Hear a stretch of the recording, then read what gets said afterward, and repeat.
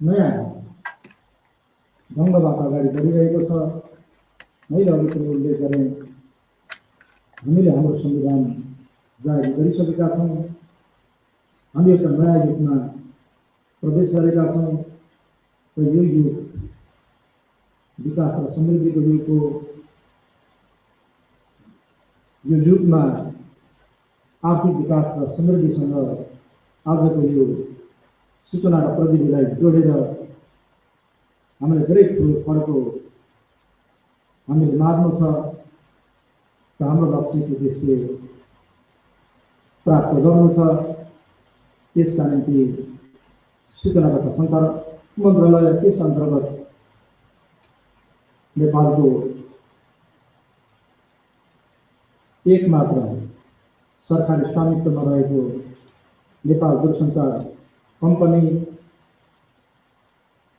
नेपाल दूरसञ्चार प्राधिकरण हामीसँग छ।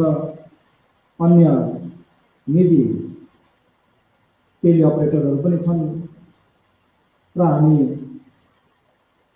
पूर्वाधार विकासको खास गरेर अप्टिकल फाइबरको पूर्वाधार निर्माण गर्ने कुरालाई जोड दिँदै त्यस अतिरिक्त वायरलेस सिस्टमबाट समेत इन्टरनेटको पहुँचलाई कुना काप्चासम्म पुर्याउने लक्ष्यका साथमा हामीले कामहरूलाई थाल्न लागिरहेका छौँ। त्यसका निम्ति समेत यहाँहरूको यो सम्मेलन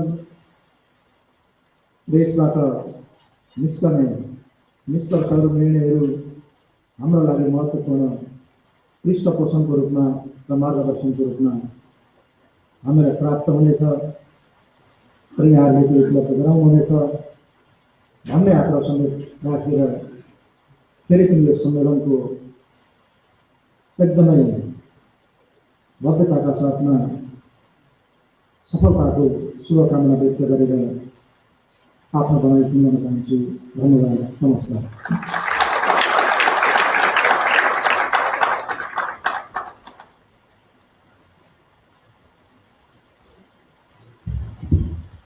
धन्यवाद माननीय मन्त्रीज्यू। For those who could not understand, I would just like to translate that in English. Honorable Minister Shrehan Rai, first of all, thank all the gathering today in this conference. He also mentioned that he recognizes this conference to be very important to share experience, information, and knowledge, and also cooperation in the South among the South Asian operators. We hope it will also help Nepal's effort to development through ICT, and thank host for organizing this conference. As Honorable Minister mentioned, the Nepal government has encouraged foreign direct investment and also encourages development effort through ICT, for which there are already broadband policy, ICT policy implemented in Nepal with a clear objective to achieve economic development through ICT. Honorable Minister also mentioned that by 2020, he wishes to have internet, Nepal government wishes to have internet access to everyone in Nepal, including the rural population. He recognizes that there are challenges that should also be addressed in this conference. He recognizes the challenges as cybersecurity, network security, and intellectual rights, and requested the participants to discuss and include these challenges in the conference and guide the government accordingly. We hope to have a better production, better employment, and a digital divide throughout the South Asian by regional cooperation. He also mentioned that the telephone charges across South Asia has to be uniform and cheaper so that the population across the region can communicate easily and have a better communication within the region. He also mentioned that there are a lot of new technologies that has not probably entered into this region, and he recognizes that through the international experiences, international knowledges, and through the conferences like this kind of new technologies should be introduced in this region, including in Nepal, and South Asia should not be left behind in introduction of such new technologies in the region, and South Asia should be an ICT advanced region.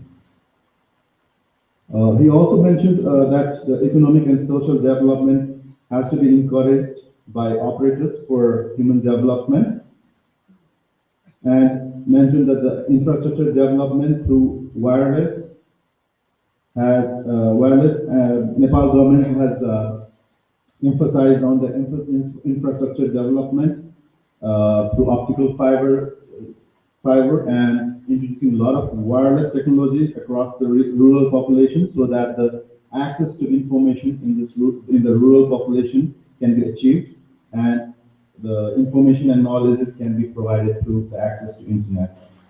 Thank you, Manpreet. Now, I'd like to welcome our keynote speaker for today, Mary Gill, to deliver the keynote presentation for today.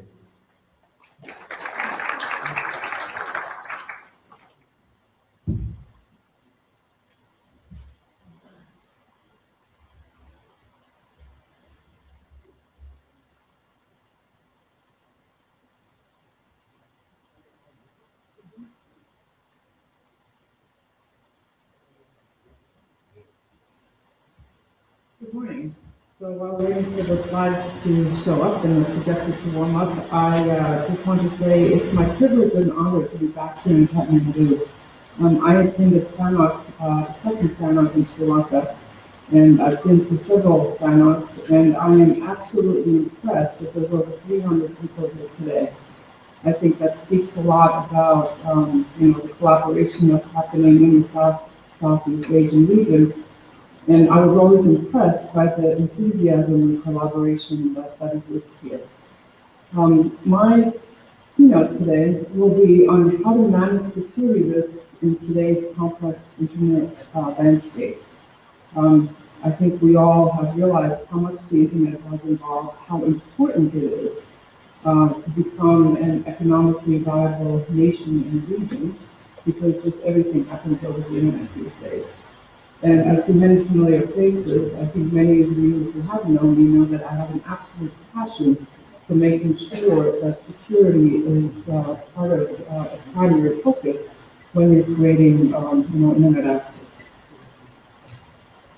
So the goal for today, what I want each and every one of you to think about as you're leaving the room, is I want to make sure that we all understand that we are creating a lot of complexity in our networks. And the more complexity you have, the less you sometimes understand. Right? And so we really have to be knowledgeable in terms of what's on our network and who's communicating with whom. We have to know the right questions to ask. My very first boss at my first job said, he always sent me to conferences, because he said, you have to network with people, you want to discuss your problems, because usually they have the same problems, and you can maybe come up with some kind of a solution, right? Because nothing is perfect in this world, and we have to understand each other's issues and really help each other. We also have to admit that we all need to take more action. I was having coffee yesterday, and I was mentioning that, when it comes to security, everybody wants to blame somebody else. Oh, it's the vendor's fault. Oh, the standards are, not understandable. Oh, the operator didn't configure this feature, right? Everybody's pointing fingers at everybody. And in my mind, each and every one of us in this room is responsible for some portion of security. And we have to make sure that we participate in some of the standards process wherever we can. We have to make sure that if you're a vendor, that you really pay attention to security features and functionality that you build into the systems. If you're an operator, you have to make sure that you really think about how do you mitigate risks in your environment and in your customers. And we all really have to work together to reduce risks in our infrastructures. So when you think about the Internet of Things, right, just everything is getting connected to the Internet. At home, I have light bulbs that I can connect with my iPhone. It's kind of cool. I can change colors. I can make it go red, green, whatever I want, turn it on and off. I have a television that has access to the Internet, right, through Wi-Fi. And so there's a lot of devices now that are getting connected. Each one of us, if you think about it, right, it's not that one person has one computer, right? You typically have 2 or 3 computers. Even here in the hall, you have your laptop, you have your cell phone. That's 2 computers, right, connected to the Internet. And you might even have more. If you have a job where you have to have one cell phone, then you have a personal phone, then you have your laptop. And so there's been predictions that by the time that 2020 comes around, there's going to be 25 billion, some even say 50 billion devices connected to the Internet. Can you just imagine? Right, that's a lot of zeros. And so the growth is just phenomenal as everybody's recognizing that, oh, I want to put my camera on the Internet. I want to put my refrigerator on the Internet. Right? And this is happening today. This is not just, a movie somewhere in Hollywood or somewhere else. I mean, you have all kinds of devices that are getting connected to the Internet, and we have to remember that every single device is a computer, right? Computers, if you get hacked, they can create issues. They can help with creating traffic for denial of service, right? And you really need to be cognizant that everything that's connected to the network can also be compromised and be used to harm. So what we really are taking a look at, we're in a period of extreme rapid change, right? There's hundreds of devices that are getting connected to the Internet daily. We have governments, businesses, as well as individuals that are just moving to doing everything on the Internet. Right? What I find is really fascinating is that I can get a college degree, or I can take courses online, right? And I don't have to physically go anywhere, right? I can attend a class anywhere in the world that's offering some kind of Internet. Also, I listen to radio stations around the world. I'm Estonian.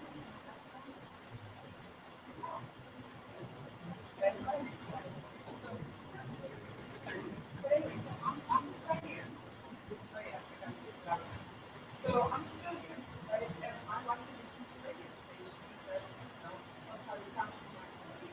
I'm sure that other people who travels across the world, that they might listen to my radio stations. So everything we do is utilizes the internet.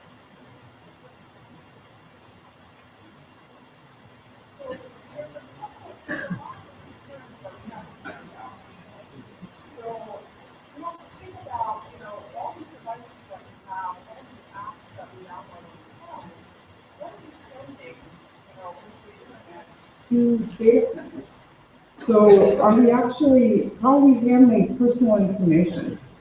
Right? One of the biggest topics globally is always personal privacy. Right? And in my mind, do we even understand what personal privacy is anymore? Because everybody's tweeting, everybody's putting things on Facebook, where they're traveling, when they're traveling, right? And so much information is accessible online that we really need to understand still, like, what are we doing with the data? One of my favorite examples is always when I'm in certain companies and they're discussing, mobile device policies, so personal devices. And a lot of times companies don't want to pay for a cell phone, but they say, yeah, you can use your cell phone, you can access the web servers, you can access your databases. And then the problem is, right, how do you back it up? Right? Are you sending, if you're using an iPhone, are you using the Apple Cloud? And now the Apple Cloud has information that's maybe sensitive information for your company. Right? And people really need to think through, where is the data going? Right, in all parts of the entire life cycle. Another thing that I'm always, concerned about is that there's a lot of compliance mandates that really have helped people in thinking through overall security issues. So when you have, you're compliant, you're ISO 27001 compliant, or whatever other compliance mandates you have, you usually have written policies, but they do not always equate to what is operationally done. And I used to do a lot of security consulting, and people said, oh yeah, you know, we're secure, we're encrypting everywhere, we have a VPN, right, a virtual private network. And so I don't like acronyms, right? I'm like, okay, well, what do you mean by virtual private network? What technology are you using? Right? Are you using TLS? Are you using IPsec? They said, no, we use IPsec. So I said, well, okay, that's great. Can I look at your configuration? Right? Because I believe in the trust and verify model. So I looked at the configuration, I blinked a couple of times, and I'm like, huh, took another sip of coffee, looked at another configuration, and I was like, you know, you guys are not encrypting. Because if any of you know IPsec, right, it's a standard and it has two pieces to it.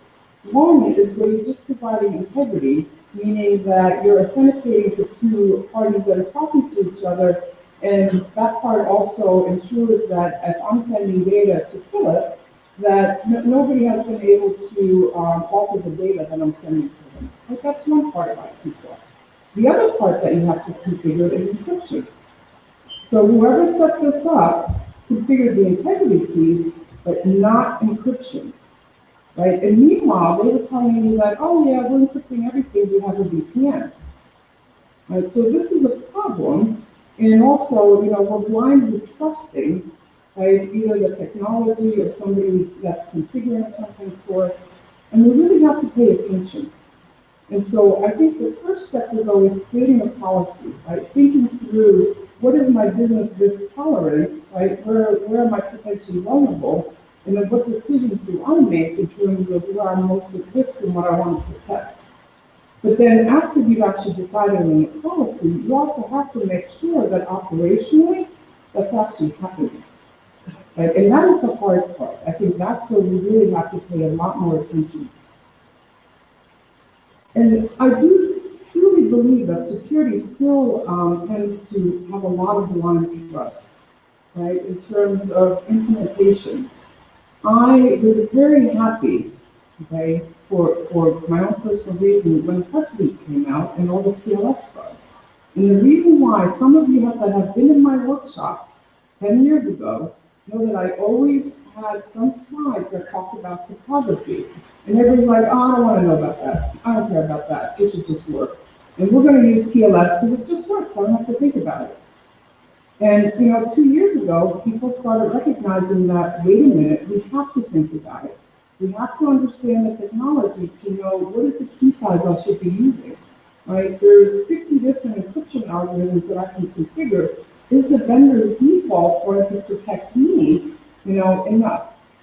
Right? And remember, vendor defaults are where they think that it's going to be okay for 60, 70% of the population, but it's a default that can be changed. And so you need to change it if you may need to use some kind of stronger security functionality features.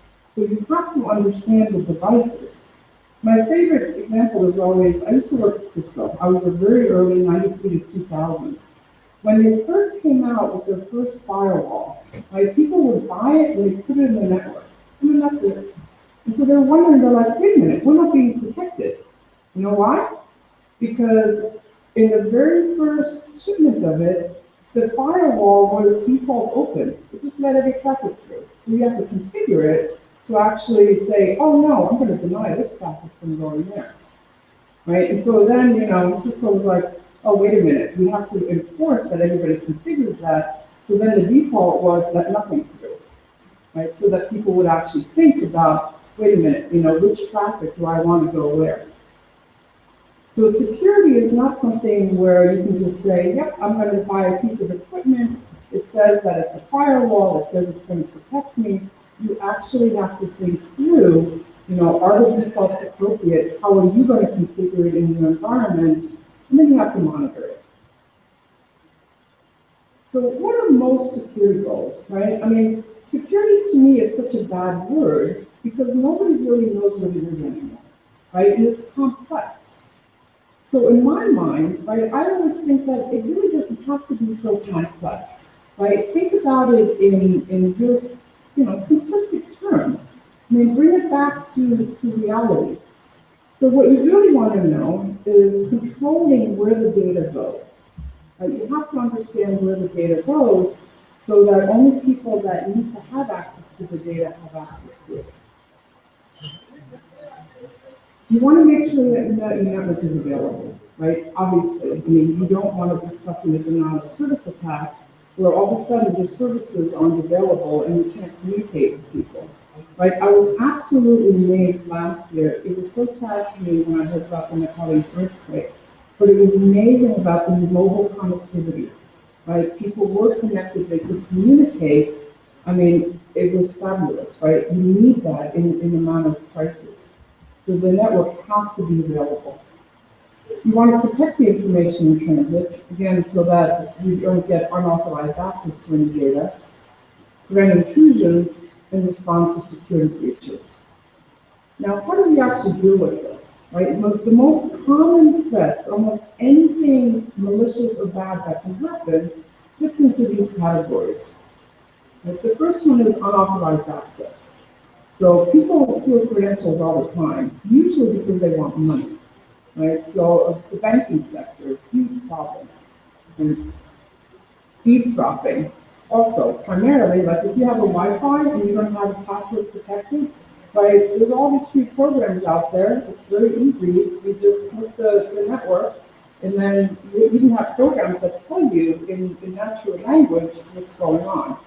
You know, you don't have to read the ones and zeros anymore. It actually tells you, oh, username this, password this. Great. Hijacking, taking over communications, being able to impersonate somebody. Faking addresses, and I'll show you why that's a problem in a minute. And then, of course, the denial of service attacks.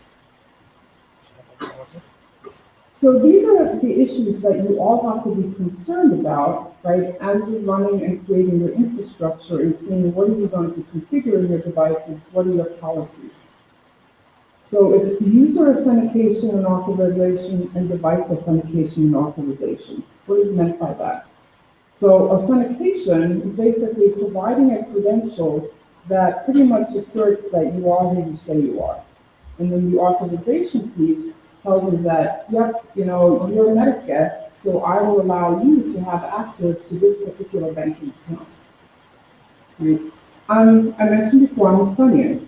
Estonia has a national ID card. Right? The national ID card is a very strong validation that I, Medica, as I put my ID card into a USB connected card reader, right, I can actually access my banking information with this ID card. Right? And the ID card, it's not just that I have the card, but it also has, some of you may know this technology, the digital certificates embedded in it.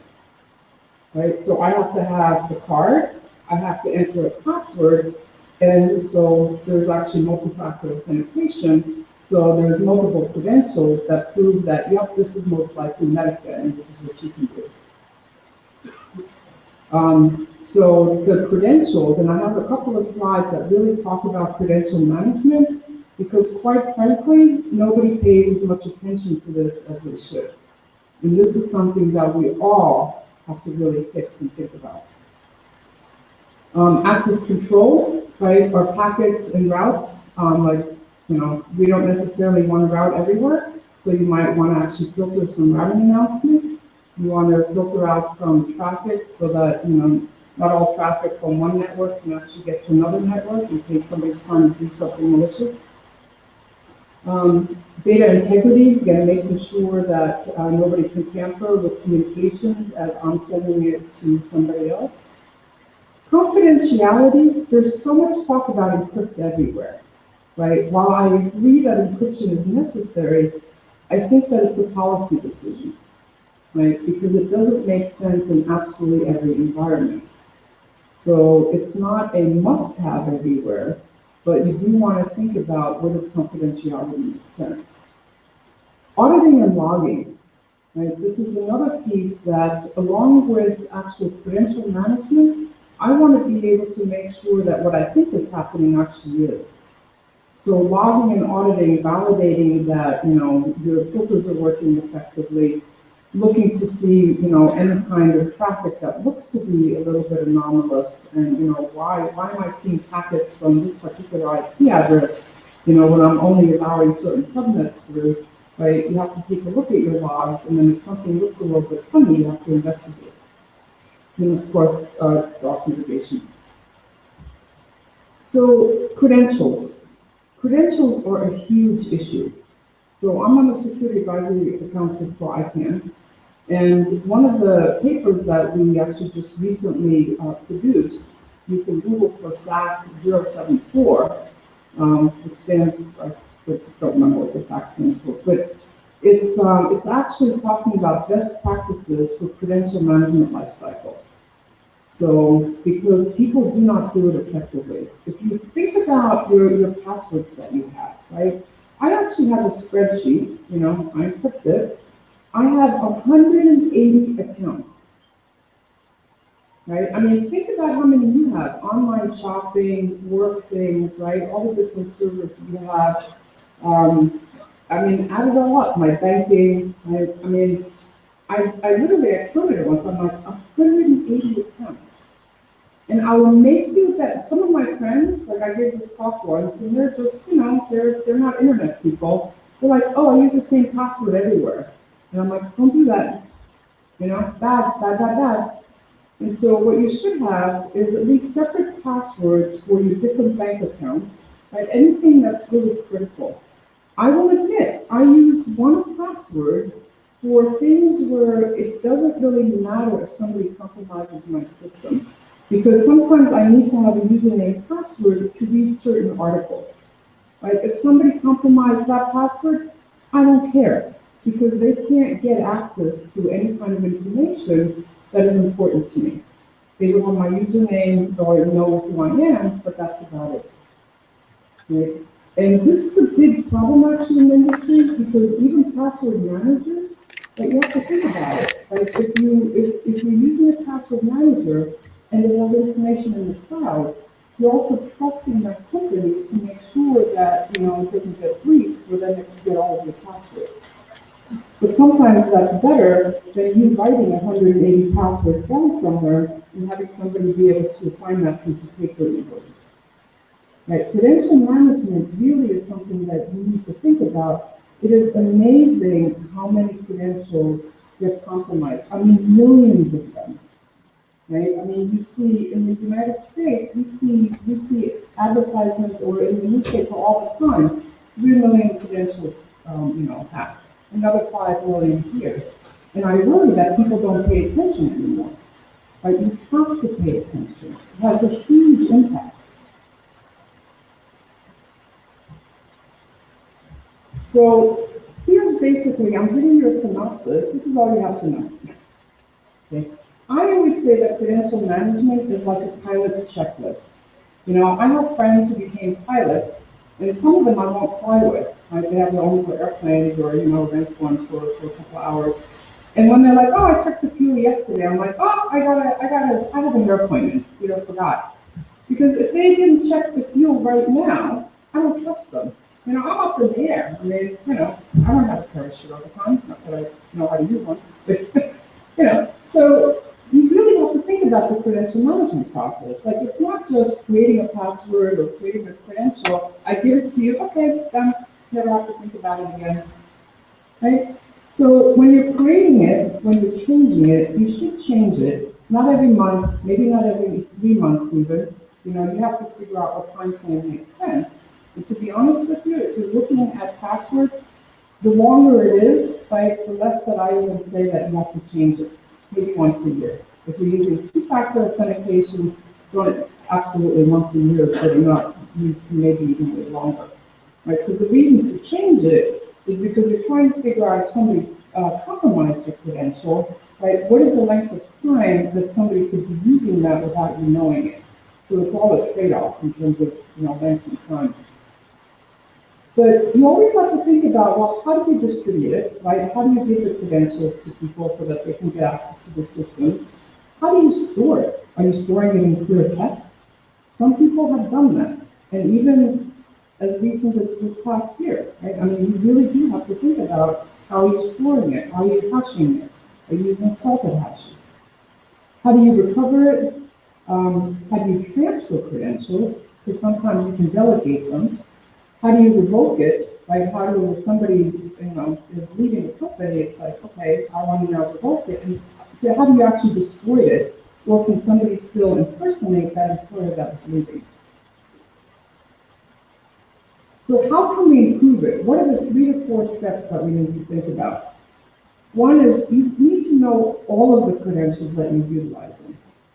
Okay, so if you're in your corporate environment, where are you logging in? What credentials are you using? Understand all of them and see whether or not you actually want to use different certificates or different passphrases for these devices.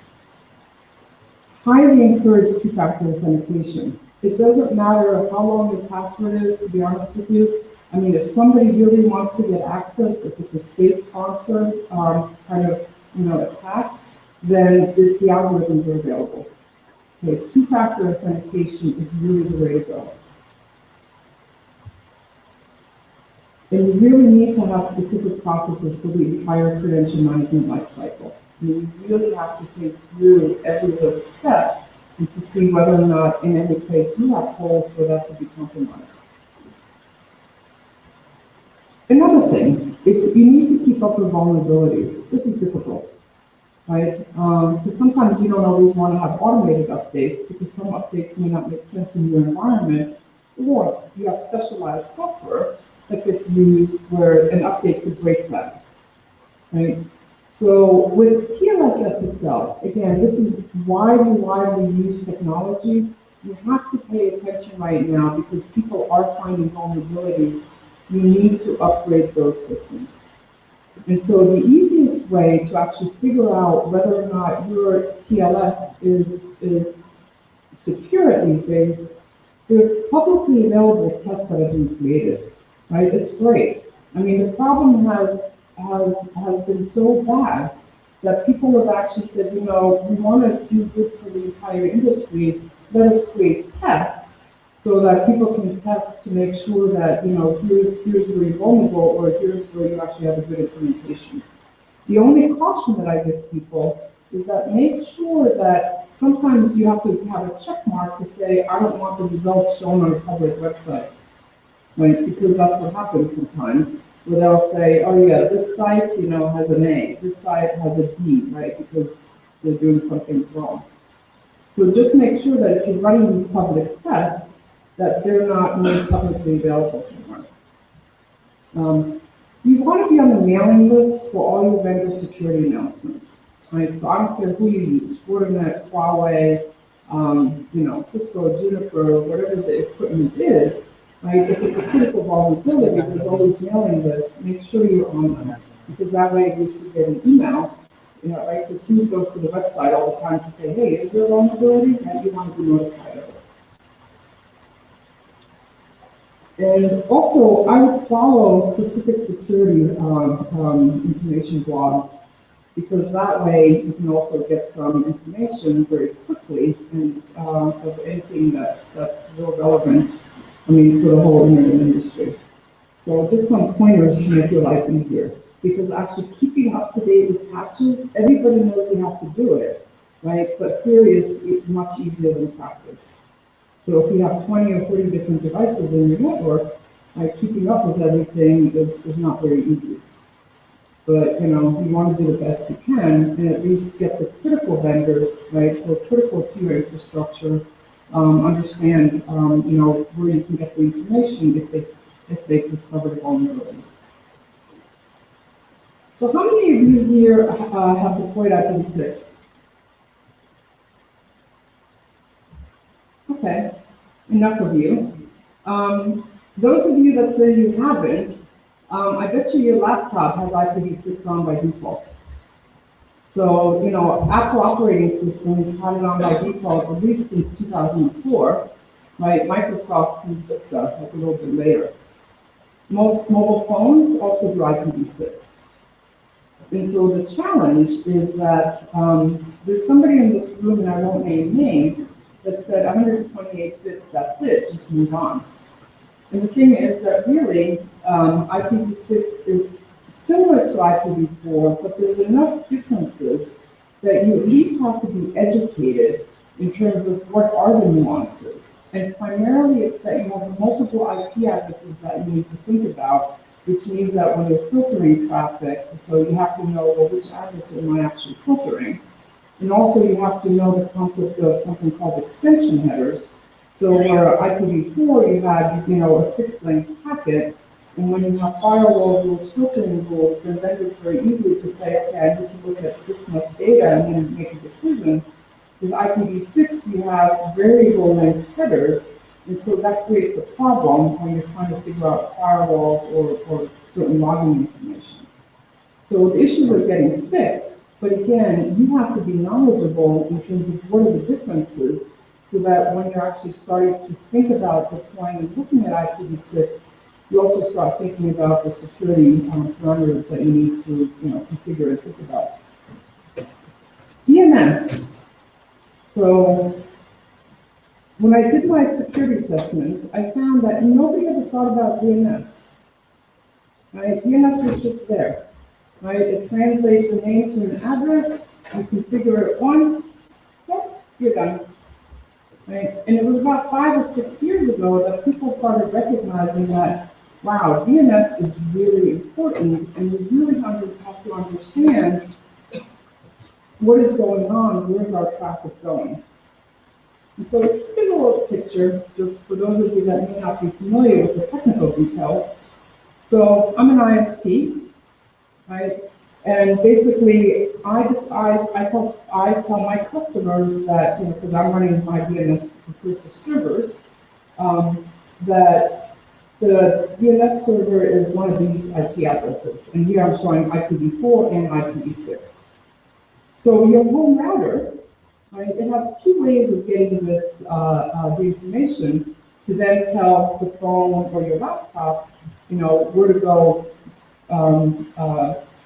go in terms of figuring out what the IP address is for the device or website that you want to get to.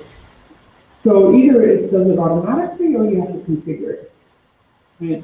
But one of the things that I want to point out is that there was some criminal activity quite a few years ago, and it was expansive. I mean, unfortunately, right, these were criminals that actually were based out of Estonia, right? And for years, I would say 6 or 7 years, they created this malware campaign, made a lot of money, but they utilized DNS. So what they did was they actually were pointing the DNS servers to their own infrastructure.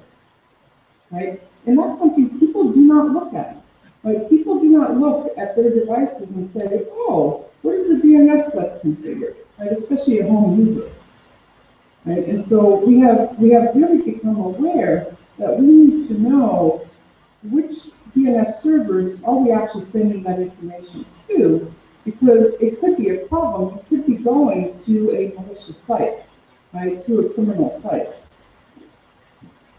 So another thing that's happening is that there's a lot of amplification attacks. And for those of you that are not aware of what it is, it's when somebody is forging an IP address. So they're doing a query, right? It looks like a legitimate query. Right here, the example is using the DNS, like the domain name service. And so it looks like it's doing a legitimate query to the recursive domain servers, right? And then normal protocol interaction happens where you then ask the authoritative servers, okay, where is actually www.sanog.org? You get the reply, but because the source address is forged, right, the replies go to the intended victim. And so if you have 100 million of these legitimate queries, or supposed legitimate queries, then you get 100 million replies being sent to the victim, and guess what happens? Right? Either all the bandwidth gets used up or the server goes down. And so this is an example of an amplification attack, and there's a lot of different protocols where this could be happening. So this is why when people talk about TCP38, which is a very technical term, really what they mean is, provide filters so that you don't allow forged addresses from getting out of the network. So DNS is really, really, really important. I don't know how many of you are aware, but there's these algorithms which basically generate hundreds of thousands of domain names, and they get registered, right? And sometimes they're just registered for 24 hours. Why? Because they're used for spam and other botnets. And so we really have to start paying attention to DNS.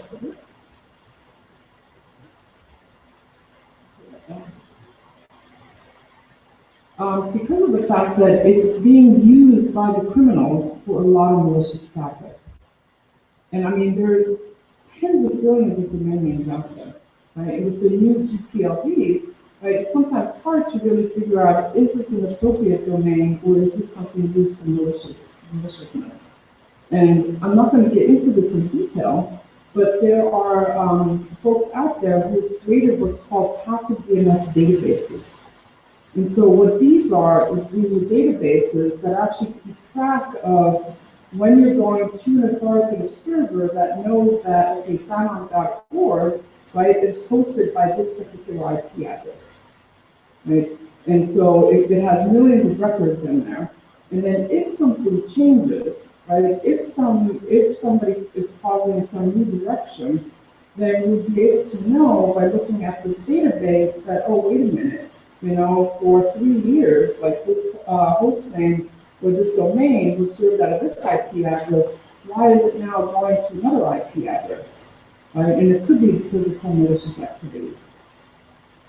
And so people are starting to utilize these passive DNS databases to say, you know, I know that this domain is malicious, and hey, it's being hosted by this IP address, that's the authoritative server.